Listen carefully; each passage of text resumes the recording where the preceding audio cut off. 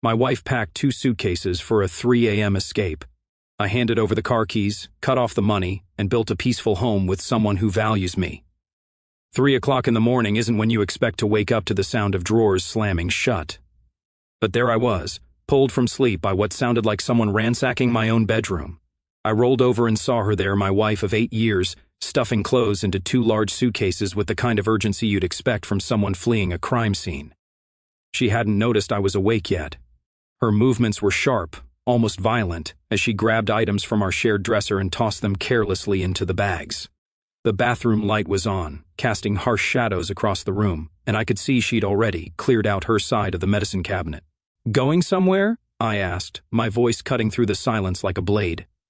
She froze mid-motion, a handful of her underwear clutched in her fist. When she turned to face me, her expression was a mixture of guilt and defiance, like a teenager caught sneaking out. "I didn't want to wake you," she said, but there was no apology in her tone. "Little late for that consideration, don't you think?" I sat up in bed, crossing my arms. "So, what's the plan here?" "Midnight escape." Very dramatic. Her face hardened. "Don't be sarcastic with me right now." "Oh, I'm sorry, should I be crying instead?" "Begging you to stay?" I got out of bed and walked to the window, pulling the blinds aside to look out at our quiet suburban street. "Because that's not happening." She slammed another drawer shut with unnecessary force. "This is exactly why I'm leaving. You never take anything seriously. You think everything's a joke. What I think is that adults usually have conversations before they start packing bags at 3 o'clock in the morning." I turned back to her, leaning against the window frame. "But hey, what do I know about being an adult?" "You wouldn't understand," she snapped, zipping up the first suitcase with violent efficiency. "You've never understood what I need. Enlighten me then. What exactly do you need that requires you to sneak out like a thief in the night?" She straightened up, and I saw something in her posture shift. This was it, the moment she'd been building toward. "I need space. I need time to figure out who I am without you constantly hovering over me, making decisions for both of us." Hovering. I actually laughed at that. Is that what we're calling it when I ask where you've been until 2 o'clock in the morning? Or when I wonder why our joint savings account keeps shrinking? See, this is what I'm talking about. You're controlling. You question everything I do. I question things that don't add up. There's a difference. She grabbed her jewelry box from the dresser and dumped its contents into a smaller bag. "I can't do this anymore. I can't live like this." "Like what exactly? In a house you don't pay rent for? With groceries you don't buy? Using a car you don't make payments on?" I kept my voice level, almost conversational. "Yeah, I can see how that would be suffocating." Her hands stilled on the zipper of the jewelry bag. "It's not about money. It never is until it is." She whirled around, eyes flashing with anger.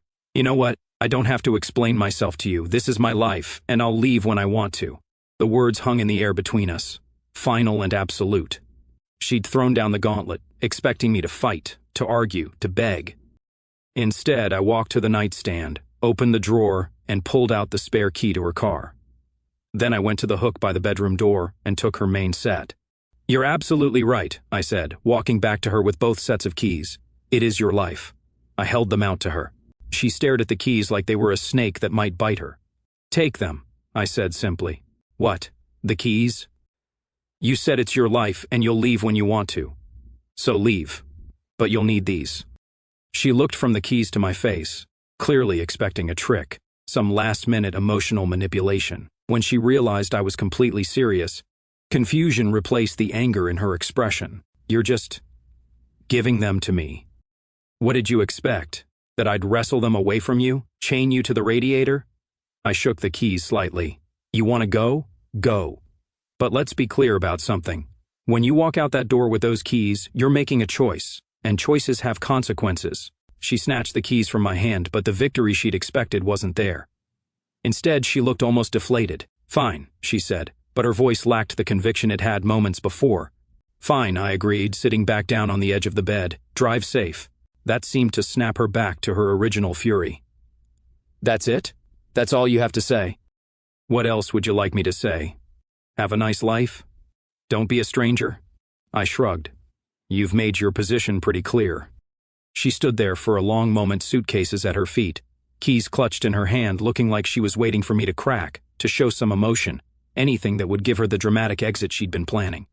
But I just sat there, calm as a lake on a windless day. Finally, she grabbed the handles of both suitcases. "You're going to regret this," she said, heading toward the bedroom door. "Maybe," I replied, "but probably not." She paused in the doorway, looking back one last time. I could see she was waiting for me to call her name, to ask her to stay, to give her the power she'd always wielded in our relationship. Instead, I reached over and turned off the lamp on my nightstand. "Turn off the porch light when you leave," I said to the darkness, "and make sure you lock the front door behind you."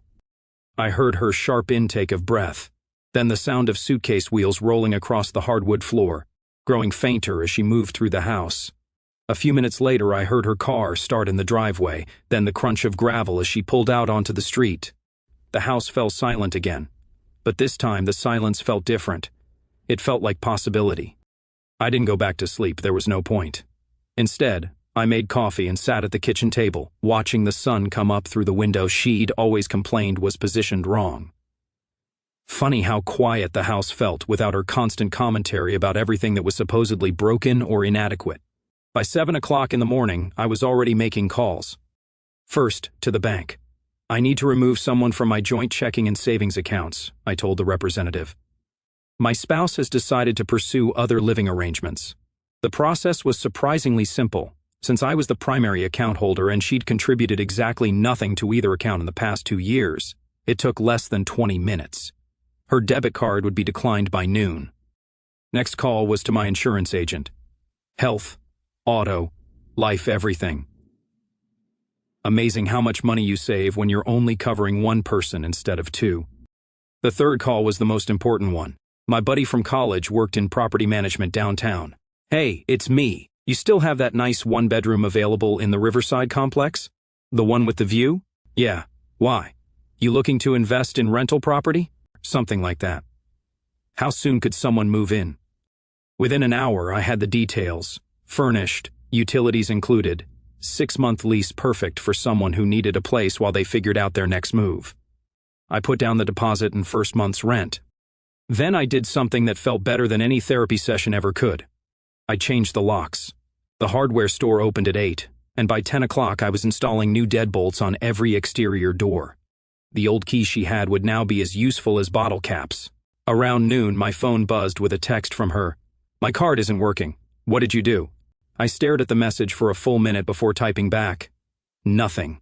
You said it was your life. Figure it out." She tried calling twice after that. I let it go to voicemail.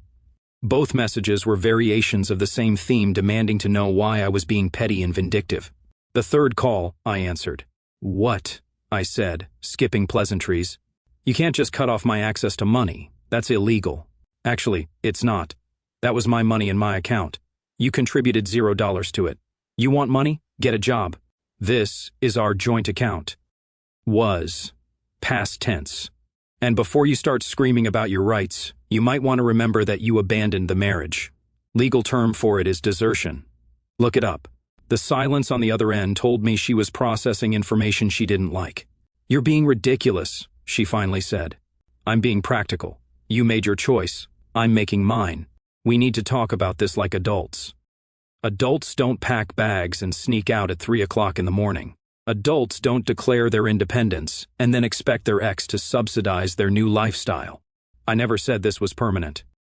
And there it was, the truth she hadn't wanted to admit even to herself. This was supposed to be a power play. She was supposed to leave, I was supposed to panic, and then she was supposed to return to a grateful, submissive husband who'd learned his lesson. "Well," I said, "that's unfortunate because I'm treating it like it is." I hung up and turned off my phone. The next few days fell into a surprisingly pleasant rhythm. I came home to a quiet house. No complaints about dinner. No demands to watch her reality TV shows. No questions about where I'd been or why I was 5 minutes late. The newspaper stayed where I left it. The remote control remained on the coffee table. The thermostat stayed at the temperature I preferred. But I wasn't just enjoying the peace I was preparing. On Thursday, exactly 4 days after she left, I called my neighbor from across the street. She was a kindergarten teacher, recently divorced, with a smile that could light up a room and a work ethic that put most people to shame. We'd talked over the fence a few times, mostly about her garden and my attempts to fix the sprinkler system.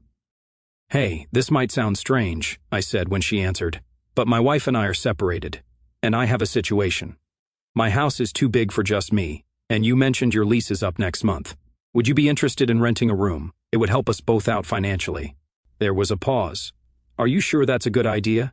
I mean, what if she comes back?" She made her choice. I'm making mine. The room has its own bathroom, and you'd have complete privacy. Plus, you'd be helping me keep this place from feeling like a mausoleum. She agreed to come look that evening. When she did, her reaction was exactly what I'd hoped for. "This is beautiful," she said, running her hand along the kitchen counter my ex had always complained was the wrong color. "And you're sure you're okay with having a housemate?" "More than okay. Someone who appreciates what they have instead of constantly finding fault." That sounds perfect to me. She moved in on Saturday. By Sunday afternoon, she'd already improved the place in ways my ex never had. Fresh flowers on the kitchen table, the scent of homemade bread filling the house, and conversation that didn't revolve around what was wrong with everything. But the best part was how she treated the space like it was precious. Like she was grateful to be there, like she understood that a home was something you built together, not something you just consumed. On Sunday night, as we sat on the porch watching the sunset, she looked over at me and said, "Thank you for giving me a chance. I know this arrangement might seem unusual to some people, but it feels right to me." "Sometimes the best decisions are the ones that seem unusual to other people," I replied. My phone, which I'd finally turned back on, buzzed with another text from my ex. "We need to talk. I'm coming by tomorrow." I showed the message to my new housemate. "Looks like we're about to find out how unusual people think this really is." She smiled, and I realized something had shifted in the house. It felt like a home again, a real one, the kind where people actually wanted to be. Monday morning brought a transformation I hadn't expected. I woke up to the smell of actual breakfast being cooked, not just coffee and leftover scraps. My housemate was in the kitchen making scrambled eggs and toast, humming softly. "Morning," she said with a smile. "I hope you don't mind. It seemed silly to make just one serving." "Mind?" "This is the first real breakfast I've had in this house in about 3 years." She handed me a plate and poured fresh coffee into a mug I'd forgotten I owned. "Your ex wasn't much of a cook, huh?" My ex wasn't much of a lot of things, apparently. We ate in comfortable silence, something I'd also forgotten was possible. No complaints about the food temperature, no demands to change the news channel, no lectures about my eating habits. Just two adults sharing a meal. After she left for work, I walked through the house and really saw it for the first time in months. The living room looked organized and welcoming. The bathroom she used sparkled. Even the mirror was streak-free. But it was the small touches that got to me.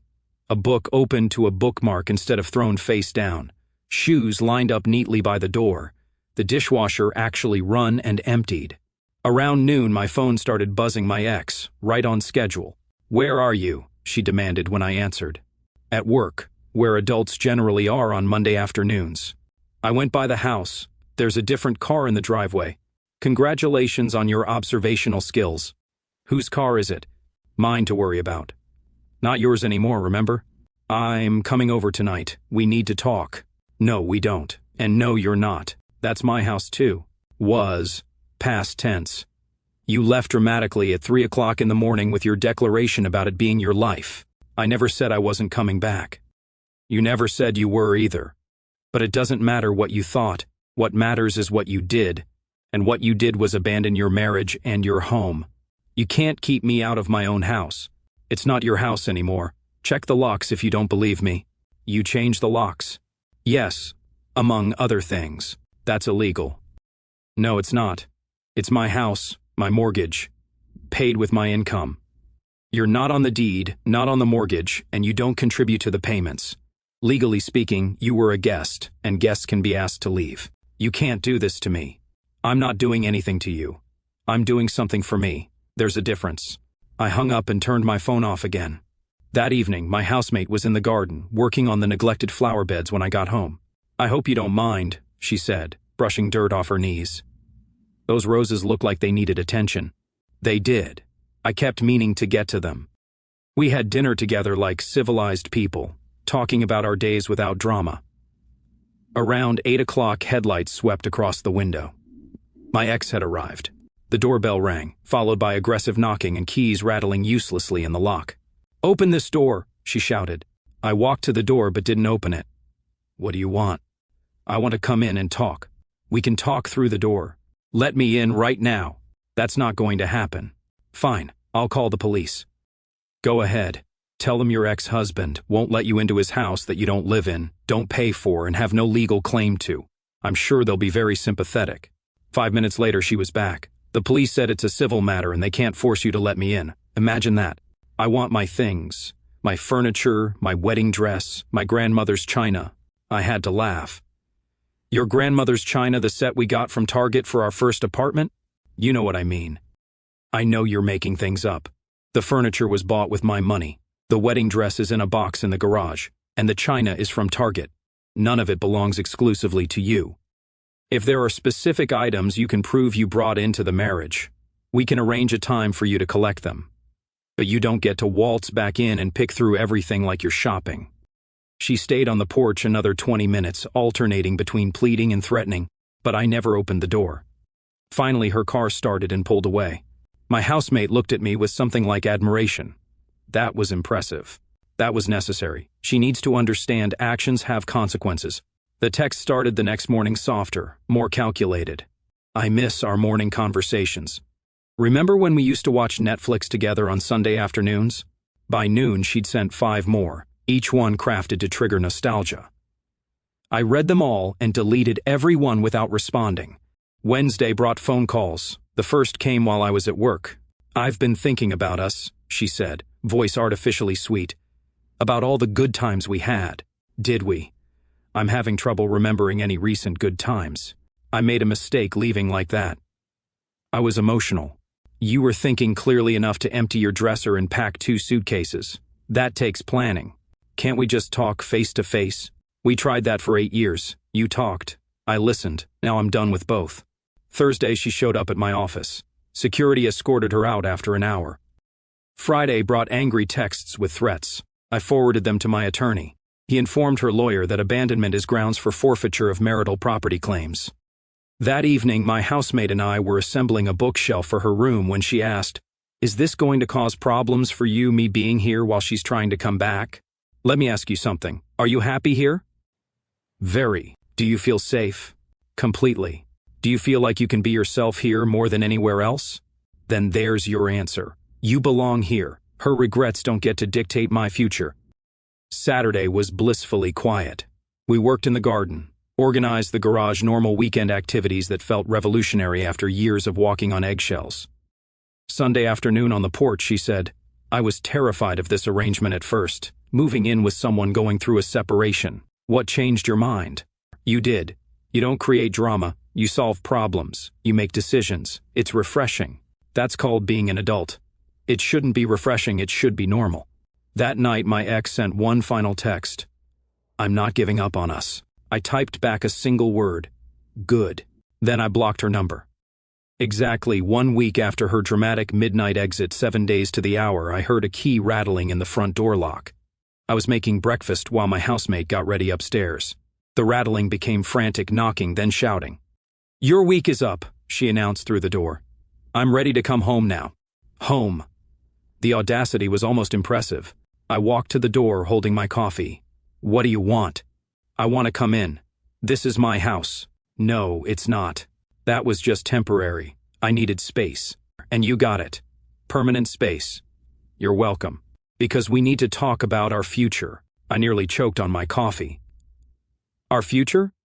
The one you abandoned when you stormed out with your suitcases?" I was angry. People say things when they're angry. People also do things. You made deliberate choices. I thought you'd come after me. And there it was, the truth. Why would I chase someone who clearly didn't want to be with me? Because that's what people do when they love someone. No. That's what desperate, codependent people do. People who actually love someone respect their choices, even when those choices hurt. So, you don't love me anymore. I loved who I thought you were. I don't love who you actually are. Silence. Absolute silence. Finally, I heard her stand up from the porch steps. "This isn't over." "Yes, it is. You're just the last one to know it." She left. But 2 days later, she returned with reinforcements, her sister and her mother. "We need to talk," her mother announced. "No, we don't." "You're being cruel," her sister said. "She made one mistake. One mistake doesn't involve 2 suitcases and a midnight exit. My housemate appeared beside me in one of my old college shirts, completely at home. "Everything okay?" she asked loudly enough for the porch to hear. "Everything's fine. Just some people who don't understand boundaries." My ex pushed forward. "How dare you replace me?" "I didn't replace you. I found someone better. We're still married. Legally, yes. In every way that matters, no. This is adultery. This is moving on. You should try it." Her mother tried one last plea. "Please just let us in so we can work this out like adults." Adults don't bring their mothers to fight their battles. Adults don't abandon marriages and expect to waltz back in when it's convenient. My ex's voice turned to venom. "You'll regret this. The only thing I regret is wasting 8 years trying to make someone happy who was determined to be miserable." They left. This time I knew they wouldn't be back. Later that evening, curled up on the couch watching a movie she'd actually chosen, my housemate asked, "Do you think she finally gets it? I think she finally understands I'm not the same man who would have begged her to stay 3 weeks ago." "What changed you?" "You did. This did." I gestured around the peaceful room. "I forgot what it felt like to be appreciated instead of tolerated. And now I remember why I deserve better than someone who treats love like a weapon." She curled against my side, and I realized the right person doesn't make you fight for their attention. They don't make you prove your worth. They don't leave you guessing. The right person just fits and makes your life better simply by being there. My phone buzzed with one final text from my ex. "I hope you're happy." For the first time in years, I actually was. The night she left still plays in my head like a movie I never asked to watch on repeat. 3:07 a.m. The red numbers on the alarm clock glowed like a warning. I remember every detail. The way the hallway light cut across the carpet in a sharp line, the metallic zip of the second suitcase, the faint scent of her perfume mixing with the panic sweat that comes when someone realizes they're doing something irreversible. I remember the exact second I decided not to beg. It wasn't dramatic. There was no swelling music, no thunderclap, just a quiet click inside my chest, like a seatbelt fastening. Safety on. I'm done crashing. She thought I would chase her down the driveway in my boxers, barefoot on the cold gravel, pleading the way I had the other 500 times we'd fought, and she'd threatened to leave. She had trained me well. Every time she packed a dramatic overnight bag, I panicked, apologized for things I hadn't done, promised to change into whatever version of me she wanted that week. This time I stayed in bed. This time I handed her the keys and said, "Drive safe." This time I watched her face crumple when she realized the power she'd held over me for 8 years had an expiration date, and it was 3:17 a.m. on a random Tuesday in March. She called me 17 times the first week. I let everyone go to voicemail. The messages were a masterclass in emotional whiplash. Day 1, rage. "You changed the locks? Are you insane?" Day 2, bargaining? "We can go to counseling. I found a really good one." Day 3, fake calm. "I just want to pick up my winter coats, no drama." Day 4, tears. "Do you even care how much this is hurting me?" Day 5, nostalgia. "Remember our first apartment? We were so happy." Day 6, guilt. "Your mother is worried about you." Day 7, silence. On day 8, she showed up with her brother and a U-Haul, ready to take her half of the furniture.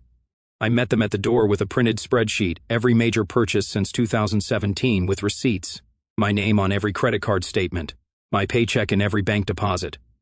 The look on her brother's face when he realized she had literally never contributed a single dollar to the household in 5 years was worth more than therapy. They left with one box of clothes, a hair dryer, and the Target china she insisted was an heirloom. I changed every password she ever knew. I removed her from the gym membership, the Costco card, the Disney Plus account. Petty? Maybe, but it felt biblical. I canceled the joint credit card she used for Starbucks and Sephora. I deleted her birthday from my phone's calendar so I would never again get the automatic reminder to buy flowers for someone who stopped saying thank you in 2020. And then, the real work began. I threw out the couch she hated touching because it was my side. I bought the leather recliner I'd always wanted and put it exactly where she said it would ruin the flow of the room. I turned the spare bedroom into a home gym because I finally could. I painted the kitchen the warm yellow she vetoed 3 times. I hung the stupid big screen TV over the fireplace she swore would look tacky. Every change was small, but each one was a brick in a new wall. This is my house now. Sarah moved in officially 3 weeks after the midnight escape. It started practical. Her lease was up. My mortgage was suddenly half paid by loneliness, and we both hated dating apps. But within a month, the guest room became her room, then our room, then just the bedroom. She never asked permission to rearrange the spice rack alphabetically. She just did it, and I realized I liked coming home to someone who made the space better instead of critiquing it. She planted herbs in the neglected window boxes. She labeled the Tupperware like a psychopath, and I secretly loved it. She left her sheet music on the piano I hadn't touched in years and asked if I'd play something. I played the first 4 bars of Heart and Soul. She sat beside me and added the lower part without missing a beat, and we laughed because we were terrible and perfect at the same time.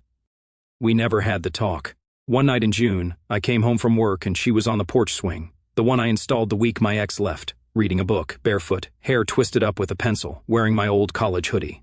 The dog, we got a dog, a ridiculous mutt named Pickles, was asleep with his head on her feet. The porch light was on, and the table was set for 2 with actual cloth napkins because she's fancy like that. I stood in the doorway for a long time just looking.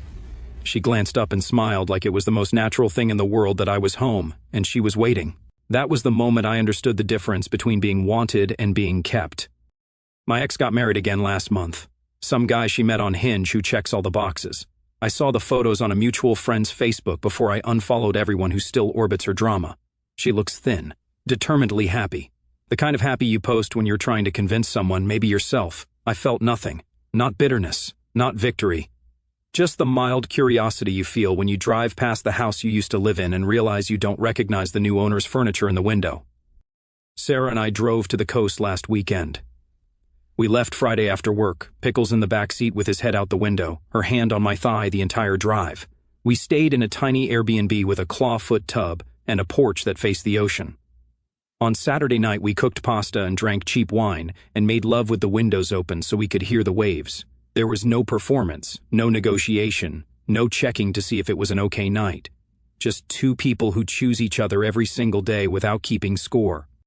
On Sunday morning she fell back asleep after coffee, curled on her side with her hair across my pillow. I watched her for a long time.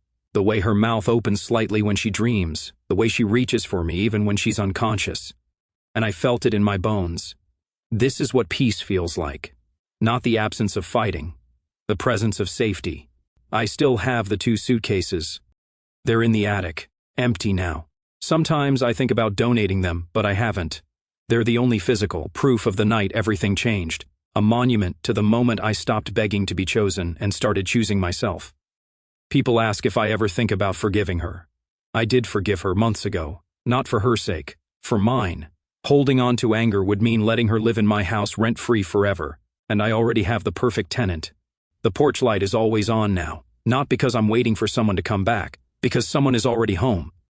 And every night when I turn the key in the lock, my key, my door, my life, I smile at how light the world feels when nobody is standing on the other side waiting to tell you you're doing it wrong. She wanted to escape at 3 a.m. I let her. Turns out the joke was on both of us.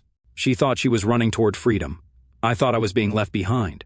Neither of us realized I was the one who finally got set free.